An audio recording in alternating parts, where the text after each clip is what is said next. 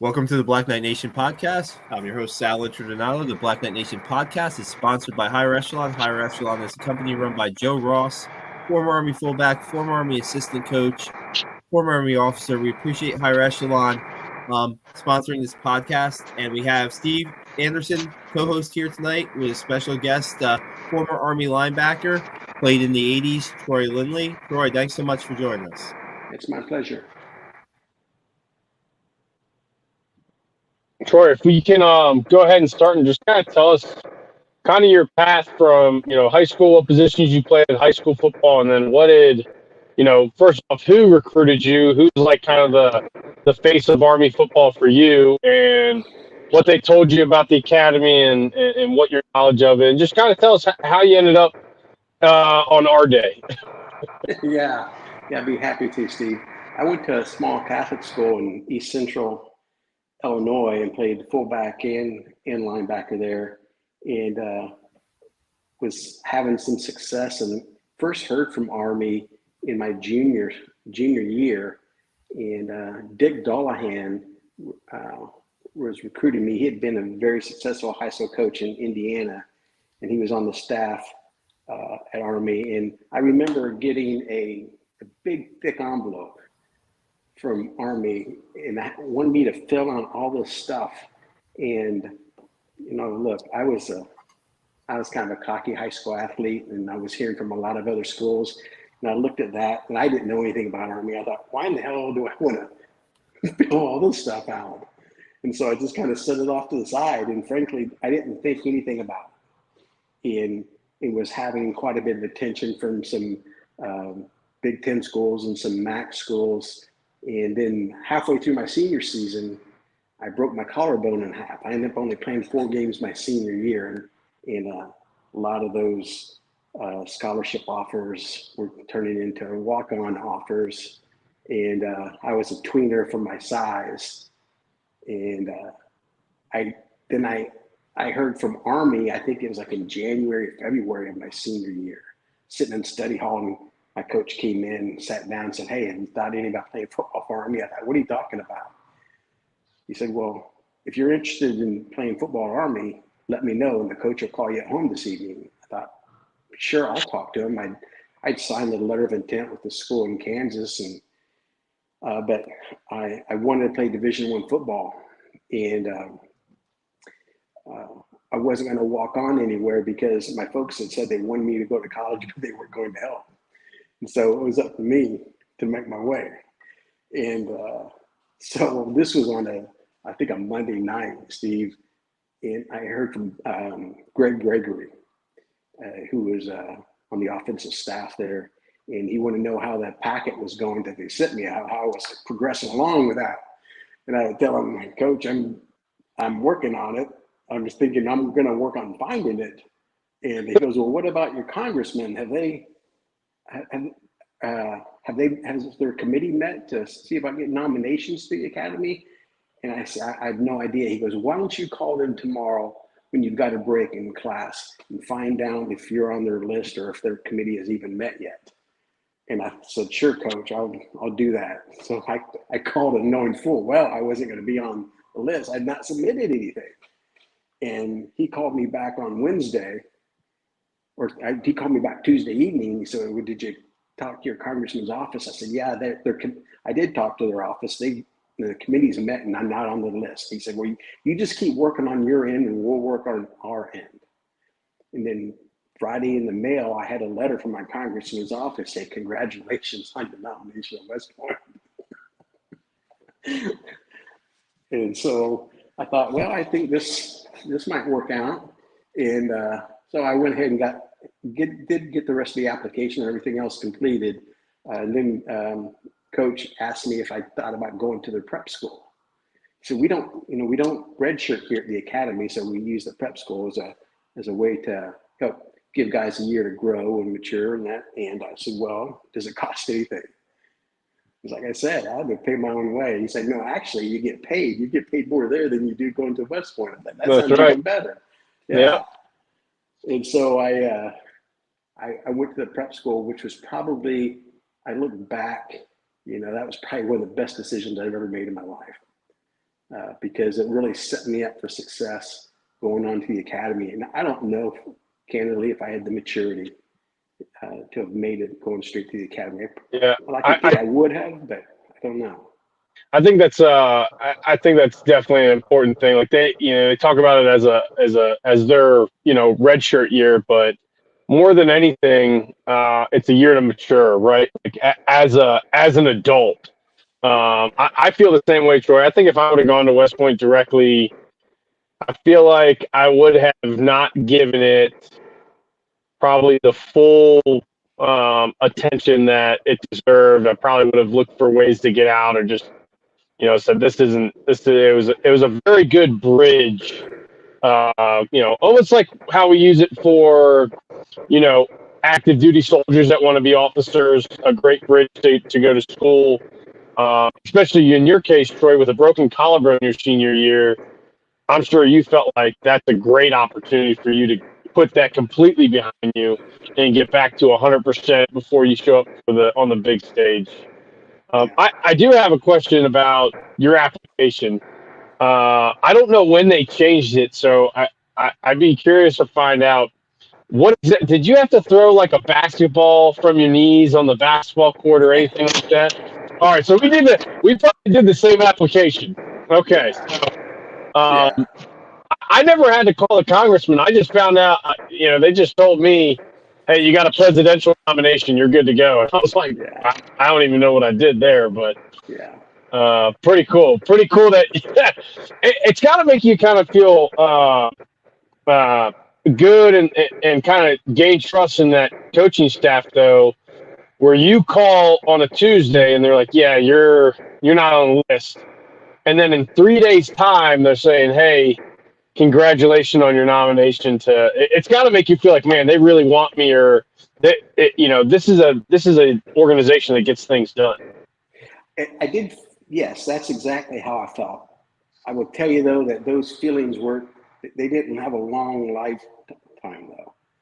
Right. We got to the academy, or I got to the prep school, and that was Coach Young's second season, and he decided to transition to the wishbone, and all the kids, offensive players he'd recruited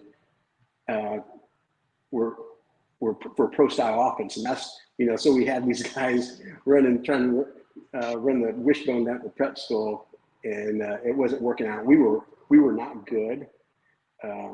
My knee blew up with bursitis down there, and ended up missing a couple games. So it was a frustrating season. But like you had described, I think must have had 2 or 3 dates circled on the calendar when I was going to resign. Oh yeah, and come home, and but just the whole experience and the brotherhood that I started to develop down there is what kept me there. And then when we got on, we went on to West Point, where I said that trust I had in the coaching staff wasn't real long, didn't have a long lifetime. There was 3 of us linebackers that came from the prep school in my class, myself, Greg Gadsden, and Al Badger. And everyone knows Greg. I'll tell you, Al Badger was a stud. I mean, he was, we all 3 played inside at the prep school. And when we got into our, we got into our playing football linebacker room, there was 15 of us for 2 positions. And I was at the top of the depth chart in one of them. Oh, and then they came in and pulled Greg out and said, "Greg, you're not in here. You're going over to the A-man room." And then I was at the bottom of the other position. So I was number 1. I was number 15. I thought, what the hell is going on? And Bob Sutton was our linebacker coach at the time, and so you're probably familiar with Coach Sutton. But so that's how I got to West Point, Sal, Steve. Yeah, what was who were the core group of guys at prep school that kind of carried you through your 2 or 3 dates that you had circled? At when you were going to resign out of the prep school, and then were you able to keep? were you able to keep those relationships throughout West Point? One of the things, we always talk a lot about the Army Brotherhood, and it is so real. I graduated in '89. What are we, 33 years later? And those are still some of my closest relationships. They're still two of my best friends. And I think about all the Army football players. Whenever we see an Army football player, there's automatically that brotherhood. You know that, Steve.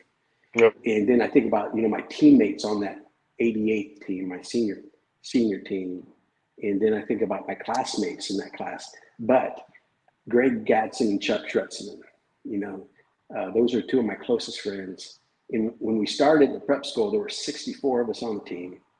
I think about half of us then went to the academy the next year to play football.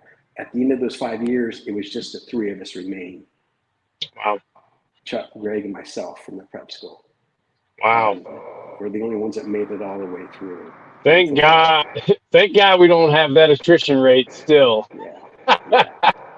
Yeah, no. And you guys were down at Fort Monmouth, right? Yeah. Yeah, that was one heck of a year to just experience, and taking home $800 a month. Like, what am I doing with all this? Yeah, being a short train ride from the middle of Manhattan to the Jersey Shore. Yep. It was good. Different experience, I'm sure, than what they have now. Yeah, I mean, they still can just go to Garrison and take Grand Central. Take the Garrison train all the way to Grand Central. They still have that. So, I mean, 19-year-olds though in New York City you're not doing much. Jersey Shore back in the early 2000s was pretty popular. Oh, I was there in the mid '80s. Yeah. When Springsteen came out with Born in America, and we go down to the Stone Pony, and he might show up. Yeah, that's awesome. That is awesome. That is pretty cool. Talk to us, Troy, a little bit about like you said, the depth chart early on in your career. Talk about how you work your way up the depth chart and what it took to work your way up the depth chart. I think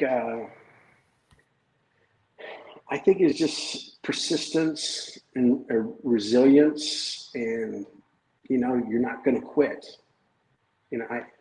I remember when I was playing in youth football, and I think I was in 6th grade, and I really wasn't enjoying it. It wasn't like the way that we were being coached. And I told my dad, I came home one night from practice, I said, I'm going to quit. He's like, no, you're not.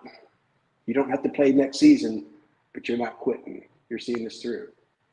And it taught me a lesson, because, once you quit the first time, it's a lot easier to quit the second time. And so yeah. I just, they were going to have to throw me off the team. So I wasn't going to stop playing. And I just, after my freshman year, we got a new inside linebacker coach who had been coaching the outside linebackers, Coach Jay Robertson, who I'm still close with to this day. And we used to live in Indianapolis for a number of years, and Jay and his wife Kathy are there, and we'd always have them over for dinner whenever we had anything going on at the house. But I used to get so frustrated because I felt like I was playing better than the folks in front of me. And I talked to Coach about it, and he's like, Troy, there's some folks that they've got to prove that they can't, and there's other folks that have to prove that they can. And you just happen to be one of those that have to prove they can. It's like, oh, well, now I know where I stand. Yeah, it's I think the first time I heard the term, and I use it all the time now, especially still active in the Army, but being committed physically, spiritually, emotionally, and mentally, right? So having all four of those, it really didn't hit me until Ranger School, where all four of those pillars, like how I felt the importance of all four of those pillars, especially spiritually. But like the first time I heard, hey, what it takes to play Army football is you have to be dedicated physically, mentally, emotionally, and spiritually.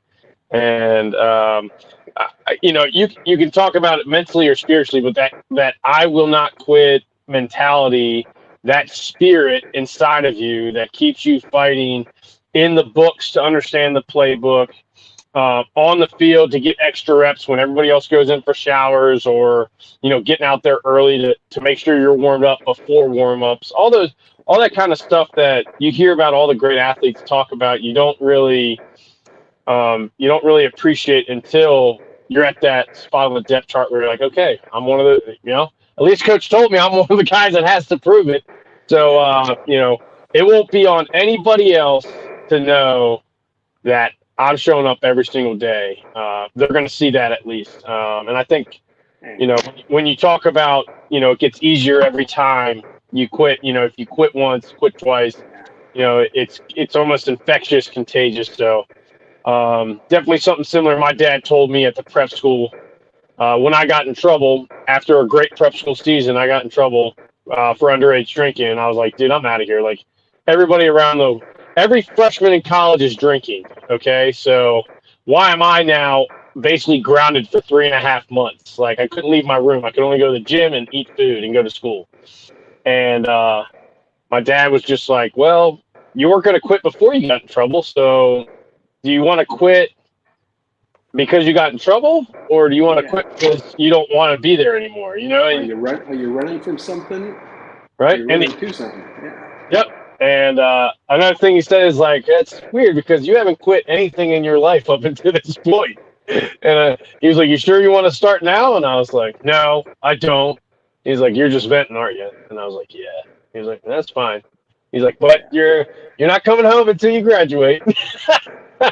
So you're so true about those 4 pillars. It's about having that resilience, and that's probably the thing that one of the biggest things that I took away that has carried me through my life is that resilience. Yeah, a lot of people talk resilience and grit, right? They kind of use that synonymously as far as like you hear some of my sergeant majors will talk about grit, just having grit, and that's from anything like, oh man, it's super rainy and stormy during PT hours. Like, what are you gonna do? Are you gonna still work out like with the team, or are you gonna say, well, today's not really worth it. Let's do something else inside, right? Like having that grit to continue to push through. So, I think most Army football players have 2 to 3.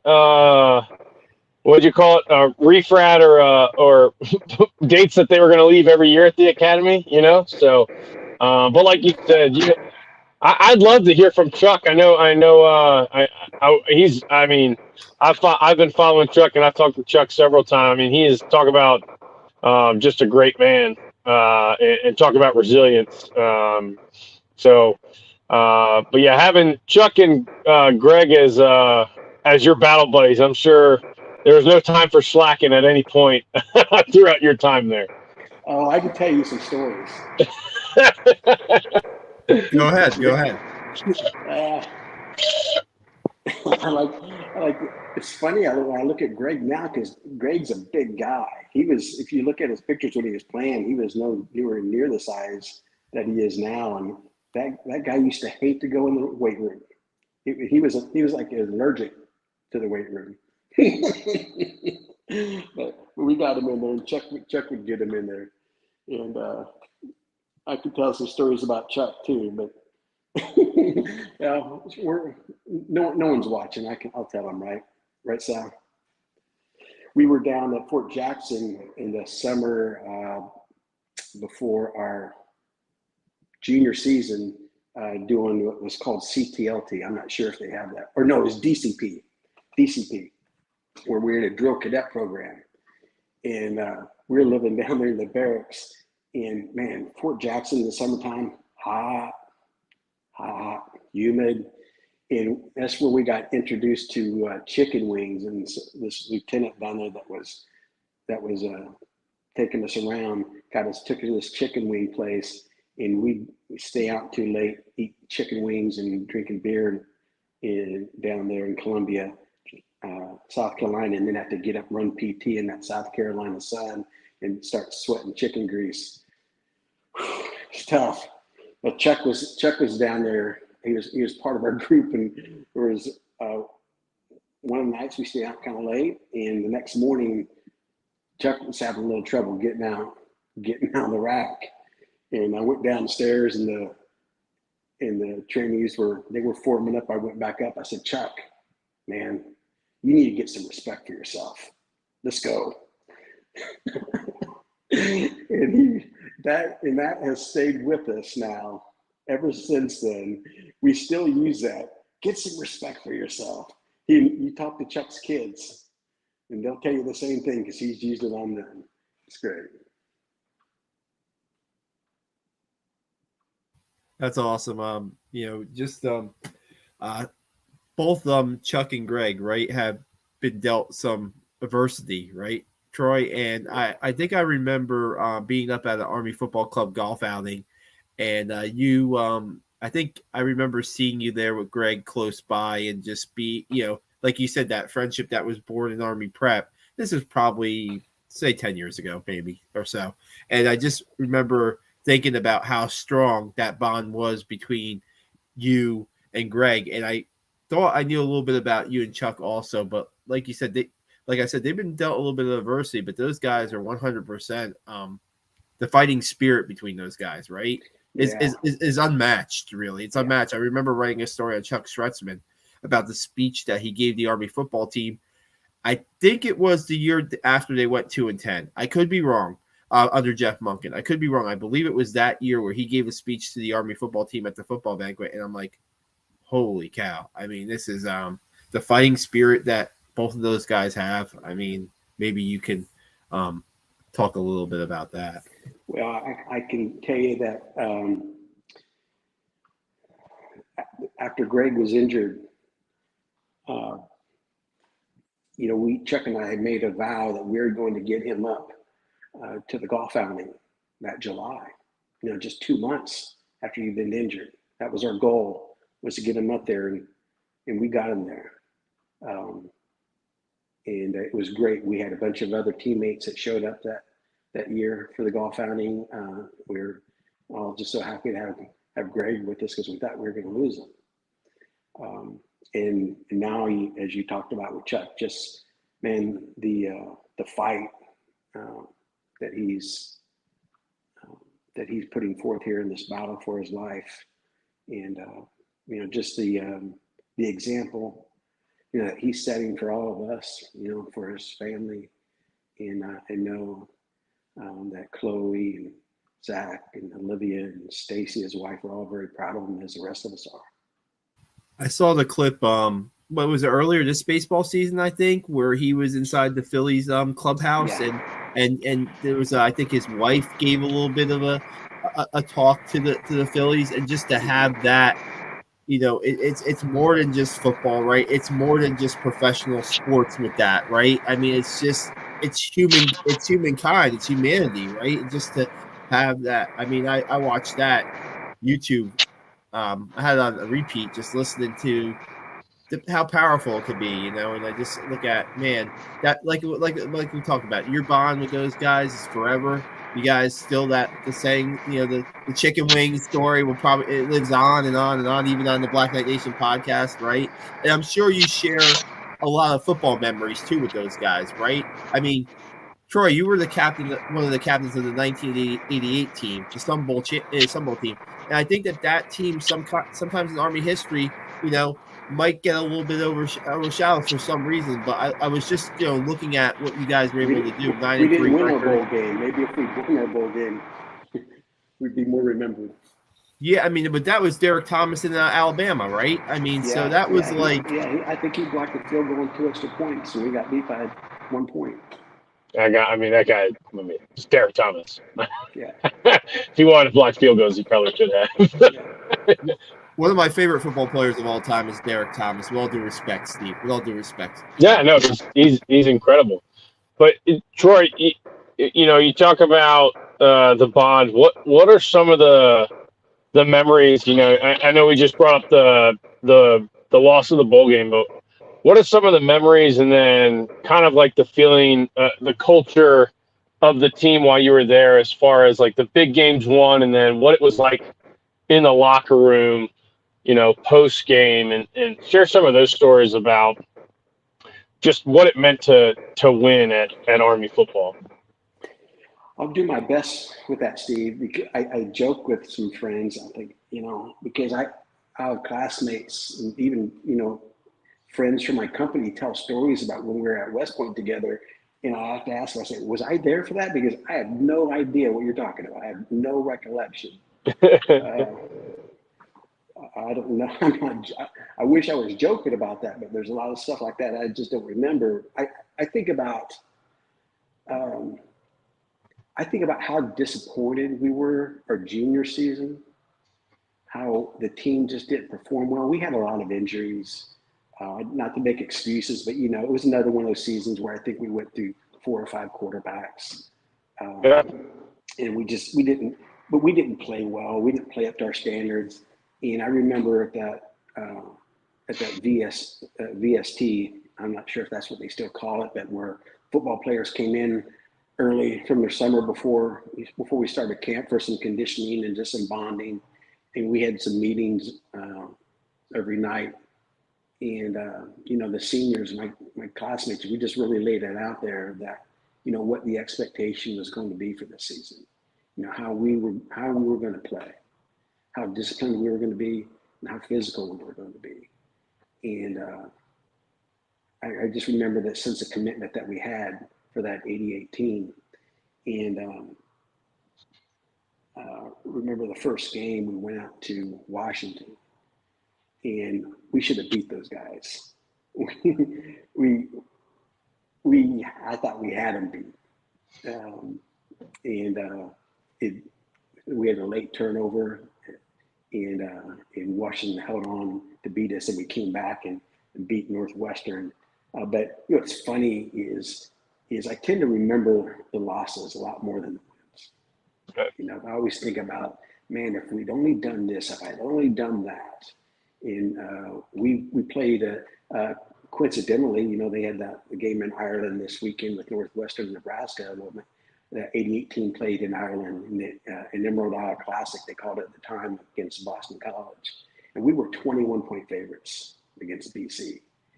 And we went over there and spent a week in Dublin and pretty much stayed. When we were practicing, we were in the hotel having meetings or have our tutors over there and taking their classes during the week. And the whole time we were reading in the newspapers, the BC players were out on the town and they were having a blast, and they were just really having a great experience over there. And it was a business trip for us. And we went out on Saturday and played like shit. And they kicked our ass. And and again, we were 21-point favorites. Those are things I remember. I don't remember about the great plays or the wins. I think about those missed opportunities. And but a lesson that we learned from it, Steve, is when it was time for a bowl game, Coach Young asked Chris DeStito and myself. Chris was the other co-captain.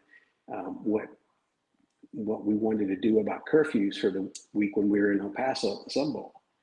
And he said, Coach, we don't want to do it like we did in Dublin.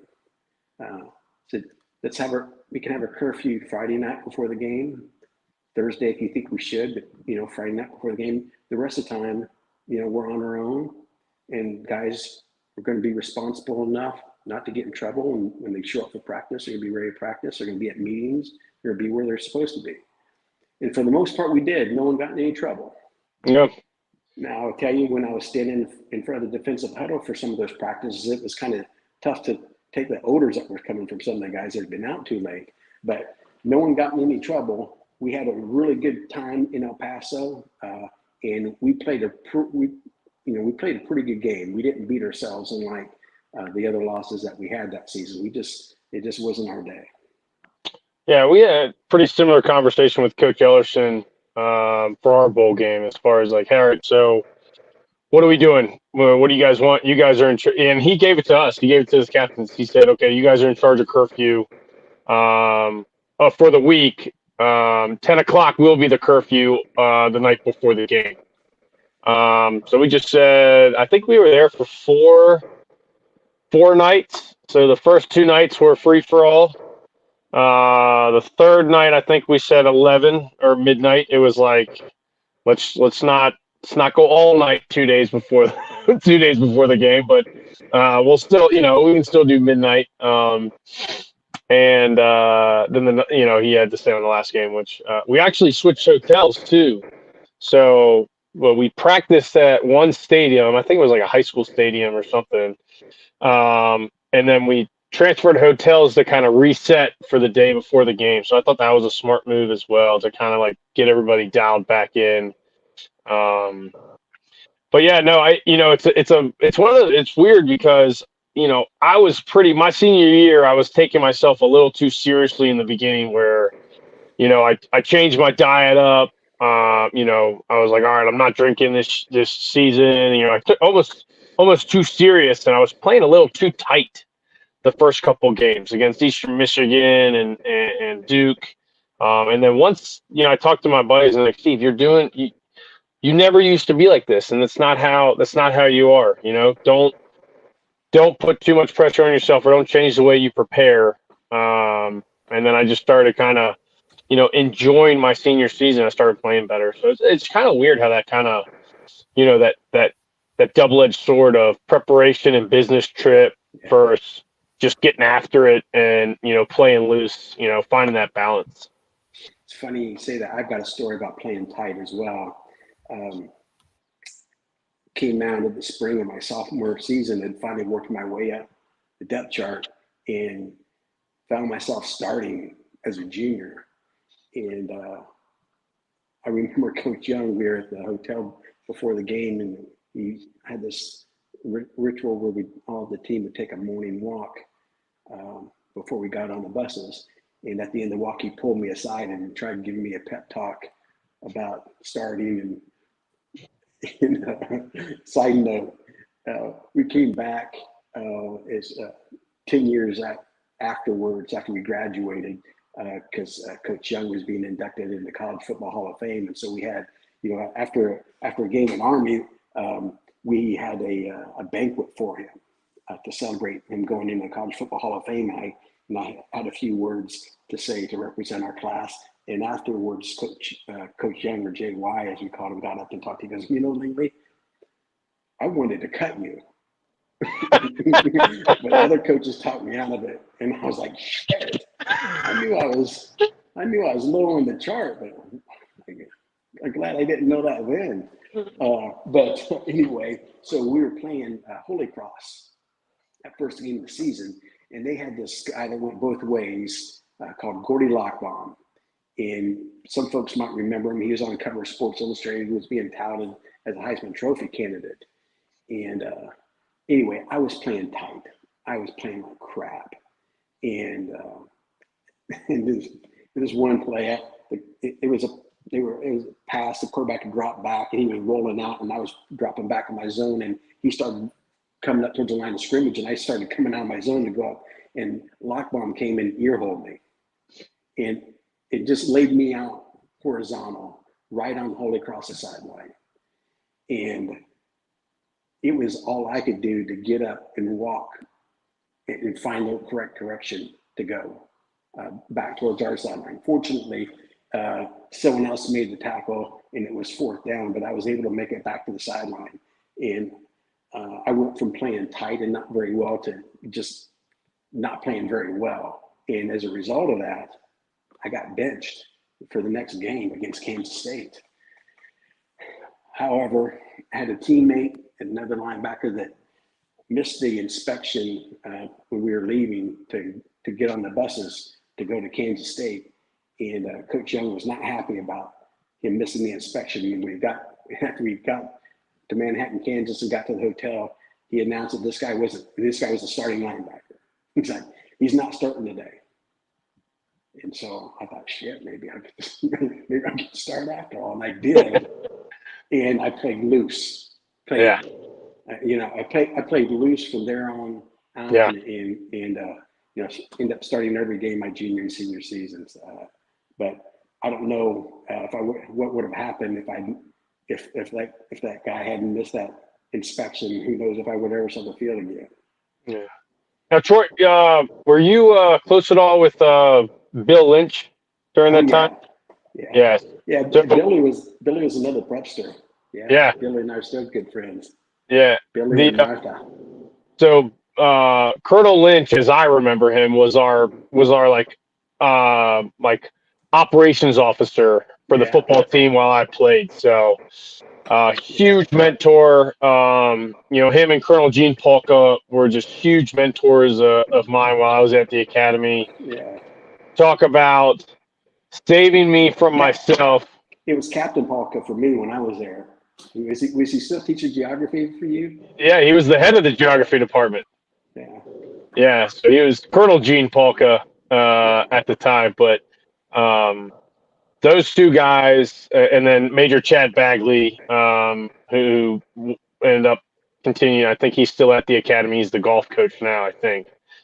Those guys just saved me from myself. I don't know if you had any mentors other than football coaches, like Army officers you looked up to while you were there, but we had Colonel King now, who was Major King, and then Colonel Polka and Lieutenant Colonel Lynch were like huge in my development as a cadet into an officer, and then as how Colonel Polka gave us a sheet of being a leader of leaders, right? Because that's what you are at West Point, especially on the football team. Most of those guys are going to go out and do great things in the Army as future leaders. So how do you maintain accountability and how do you keep guys, how do you keep your peers who know your deepest and darkest secrets and know how you act, in your free time?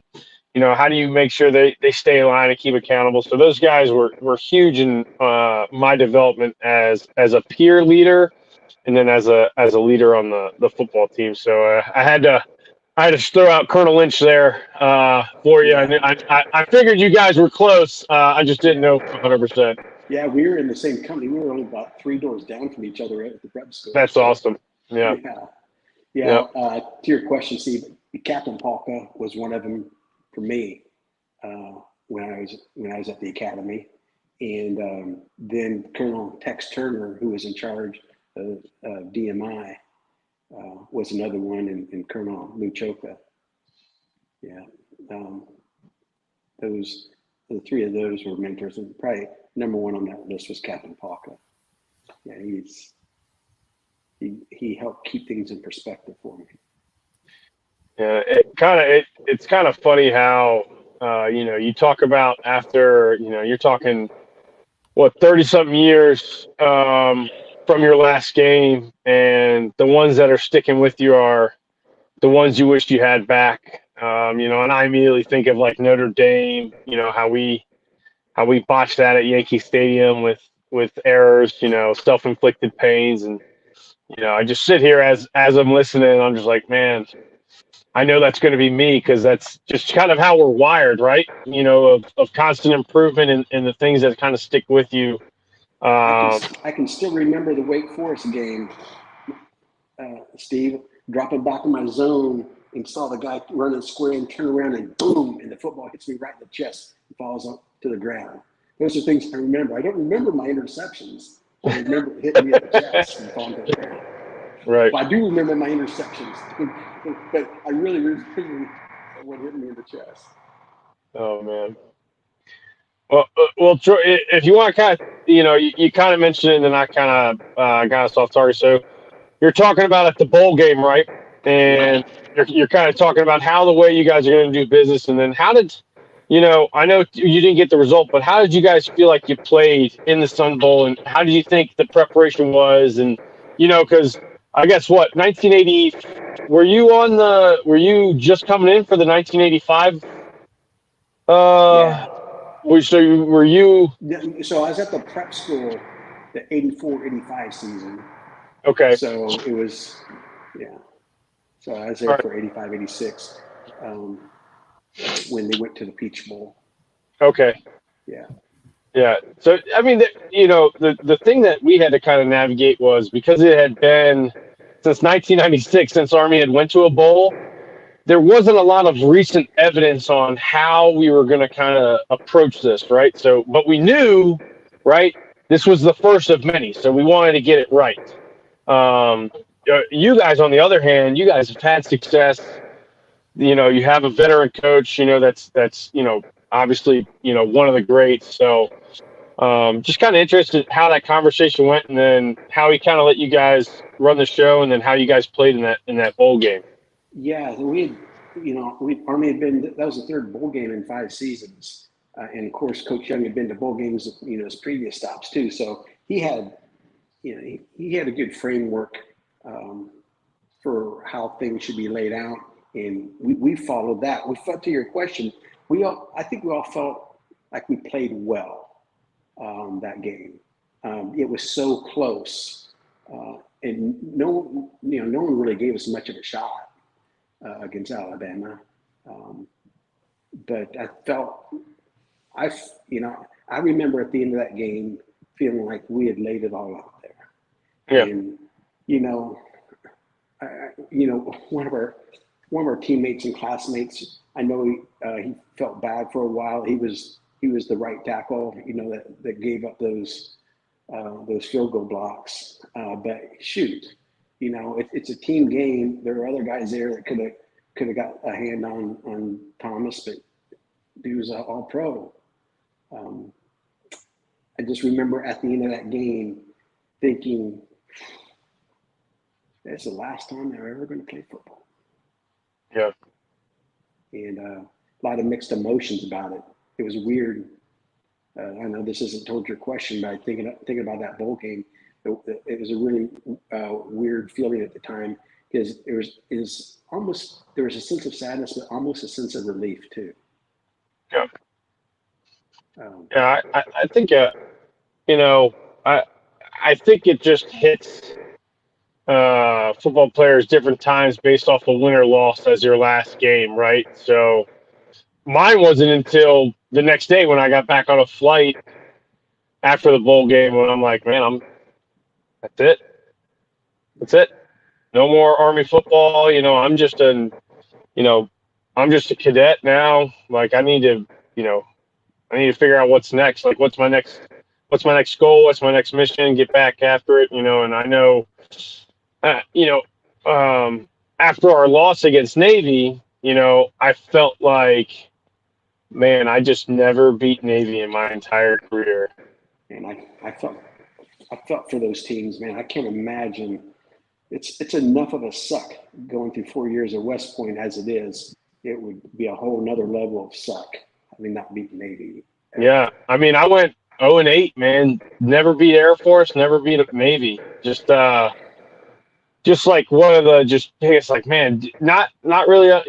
At the time, they were just, we were going through transition after transition with coach and system, and it was a lot. There's a lot of reasons why, but it doesn't take it. It never helps, right? But yeah, no, I just would, it's nice that you guys kind of were able to feel that way. For crying out loud, were you the last Army team to play Alabama? I don't know. I don't know the stat on that. I rely on Sal for that kind of information. Yeah, but I think so. I think you guys, Auburn since yeah, the Independence Bowl, but yeah, but we're talking about arguably the best college football team, college program of all time, and yeah, that's pretty cool. That that's still a really awesome story that you guys get to share and get to pass along throughout time. that's what I told Sal this when I spoke with him earlier. One of my lasting memories from that bowl game is Derek Thomas was the defensive captain for Alabama. And so, during bowl week, you're going to a lot of different functions together. And I remember sitting at this dinner, I think it was a Thursday before the game, and Roger Staubach was talking at the banquet. I was sitting next to Derek Thomas, and I said, Derek, I said, a year from now, you're going to be a millionaire, and I'm going to be freezing my ass in Germany. He's like, what are you talking about? I said, you don't have any idea, do you? Yeah. said, man, all the seniors, we're going out in the Army. Yeah. Man, that's crazy. Yeah. Was there that mutual respect there, Troy, when you guys were talking? Or? Yeah, there certainly was. Yeah, I think there certainly was. He was a good man.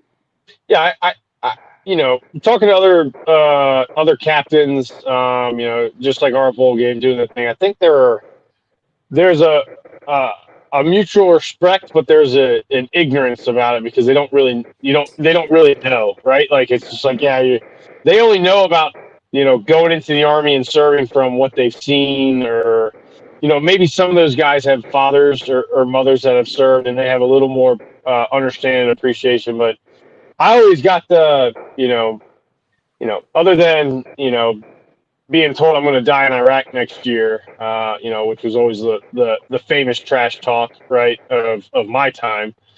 I always felt like they always respected what we did, but they don't really understand exactly what we're about to do, kind of deal. And that's a very general statement. I'm sure some did, but that's just kind of how I felt. I know we always heard from other teams that the Army game was always our hardest hitting game. I remember years later when I was in Indianapolis and Coach Robertson was coaching with the Colts at the time, and they had an offensive lineman on the team who was from Boston College. And we met for lunch one day, and I can remember BC's linemen were always huge. I mean, there was a wall. They were all like 6'6" at least, and 300 pounds. And he's like, man, I hated playing you guys because you guys always played so hard. And I said, I didn't mind playing you guys because you guys, as big as you were, you'd never come out and hit us, but I couldn't see around you. You're so damn big. Yeah. I remember Boston College offensive line, Iowa State, and Notre Dame. Those were like lines where I was like, if it was a pass, I was like, oh, I'm supposed to be reading the quarterback's eyes. I can't see a damn thing. I'm just gonna run. I'm just gonna run around to the closest receiver. Yeah. Yeah. For sure. Well, Troy, go ahead, Sal. No, you're good. I think you were going where I was going to say. Yeah, I was just gonna ask Troy. So we talked about your football season as a cadet. You find out your branch night. Where you're going. Did everybody go to Germany for some kind of training? Is what you alluded to, or is that just where? I just knew. I already knew I was going to be field artillery, and I was going to Germany. I wanted to go to Germany. Nice. And fortunately, I didn't have many choices, many options when it came down to it. But fortunately, that's where I wanted to go. Yeah. And so it was in Germany, and then went down to the first off four in that first wave, and I remember actually I was with 8th ID at the time as a fire support officer, and I was forward deployed with my maneuver unit in Germany, and my artillery battalion got called to go to Desert Storm as a general support battalion, and so I was stuck down in Mannheim, Germany, as a redheaded stepchild in an infantry unit. I'm like, this is going to be fun. I'm going to be pulling a lot of officer of the day duty stuff here. And so I went to my battalion fire support officer, said, hey, are there any units out there that are going, that are short artillery lieutenants? I said, sign me up. And he called me 2 days later. I remember it was on Thanksgiving night. He called me and said, hey, you're going to 3rd Armor Division, report. Can you be up there tomorrow? Sure. Went up there the next day, and then we flew then to Saudi Arabia a couple of days before Christmas. And so went down there as a fire direction officer, Steve, and got back to Germany and got back to my original unit as a platoon leader in XO, and just like, I'm not sure that this is what I want to do. This is what I want to make a career out of. Things were going well, but at the time, man, my first couple years in the Army, I was in the field training or deployed like 20 out of 24 months. And so I'm not sure if this is what I want to do. And then I got a letter from the Department of Army saying, hey, your officer, your group, we're going to thin it out. Whoever wants to get out can essentially get out with no commitment, just be in the independent ready reserve. And you can resign your commission. I thought, well, at the time, I don't have to get out. I'm not gonna get pushed out, but I'm not gonna get out without a job. And then within like it seemed like a week or two, I got a letter in the mail from a company I've never heard of before, Edward E. Jones and Company. And they were essentially having a job fair in Frankfurt. They came over and put on a little recruiting fair and asked me to interview. I went there on a Saturday and they asked me to come back on Sunday and interview. I interviewed and they said, hey, the job is yours if you want it. I was like, whoa, hold on. I haven't sold anything since I was in Little League. I know nothing about this business. And so if you could, I'd like to go home over the holidays and visit some of your offices and talk it over with my family. So take your time. And I did. And, I still, as I started off earlier saying, I was just a cocky high school athlete. Well, I still had a lot of cocky athlete in me, I guess, because I'm sitting across the desk looking at these advisors thinking, there's nothing special about these guys. Hell, if they can do it, I can do it. Now, I didn't know what I didn't know. And so I called them up and they said, yeah, the offer stands. And so I went back, resigned my commission and ended up getting out. And that was in January and was out process in July. Went to work for Edward Jones then in July of '92 and worked for them for almost 30 years and was a advisor with them in Indianapolis for 25 years and was in leadership there for a while. And then about 5 years ago, they asked me to take on more leadership. And I stopped being a financial advisor and moved out here to Tempe, their Western headquarters, and was in charge of several Western states out here, about 1,600 advisors. And then in April of last year, just had enough and decided that was it. So we tried retirement here for a while, but retiring in the pandemic is kind of tough. And so a couple months ago, my wife said, you don't have to go back to work, but you got to get the hell out of the house. And so I don't golf, so I need to get some hobbies. And so anyway, I put my name out there and what's it been, about 6 weeks ago, I just went back to work and working at Charles Schwab and loving it. Don't have any leadership responsibilities, and so we'll give that a try for a while. That's hilarious. So my current job, I'm an advisor for the new SFAB right now in Fort Carson, and my unit's over in Europe right now, and they get back this month. And my wife said the same thing while I've been on Rear D. She's like, "You need to find your home." So that's funny. Yeah. So Steve, you chose podcasting, right? You chose podcasting. Yeah, I chose podcasting. That's right. So, but Troy, really appreciate you coming on tonight, man. It's kind of, out of everything you said, I still think it's funny you worked for a company for 30 years, decide to retire, and then you're like, all right, well, I gotta get back to work. So that's it's a nice feeling not having to. But it's also, I thought, I'm not that old. My brain's going to turn to mush, man. I need to, want to stay current. And so I'm enjoying it. I got to work with a great group of people. It's awesome. Well, really do appreciate you coming on and taking the time to tell your story. I the more I do this, the more I look back at the previous years and learn more and more about the culture and just what it was like to be an Army football player in the 70s, the 80s, the 90s. And it's just cool. You mentioned it on here again. We love hearing our constant theme of the brotherhood, and you still talking about two of your best friends, Colonel Lynch, three of your guys from day one that you still keep in touch with today. So really appreciate you coming on and sharing your story, Troy. Thanks, Steve. Thanks, Sal. I appreciate you guys and all that you're doing with, keeping this thing going and creating conversation and bringing generations of Army football together. No doubt. And you know what? I'll say, Troy, your humbleness, right? We didn't even talk about your senior season and the amount of tackles you had your senior season. That's second all-time in Army history. And when I mentioned the number to Steve like did a double take, 161 tackles your senior year.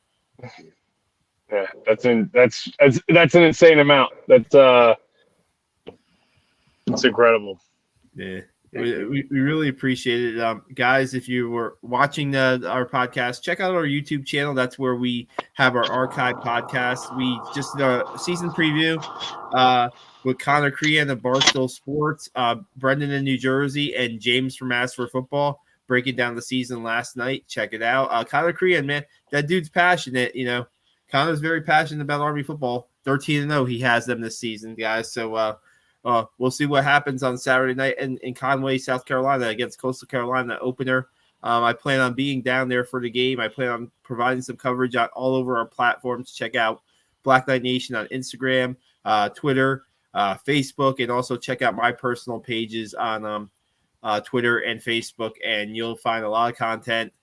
Steve, my one problem is going to be with the whole trip is I'm teetering on, do I go as a fan or do I go as a reporter? Do I want to sit in the stands or do I want to sit in the press box? But my wife tells me we have first row seats on the Coastal Carolina sideline. So I think I'm going to do the fan thing for the first half and see how it goes. So yeah, I think that'll also give you an interesting perspective of, what everybody's going through, right? As a fan, perspective. So it'll be good. It'll be good. No doubt. And we hope to have as your advisor, Sal, I tell you, take it as a job and you can write off the travel expenses. Right. Absolutely. Yeah.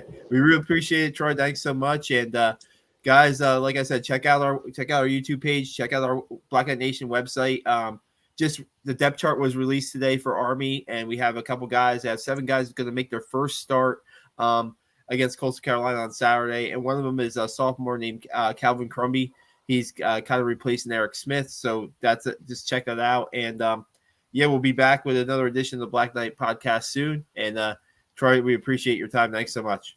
Yeah, thank you. Beat Coastal Carolina. Yeah, beat them.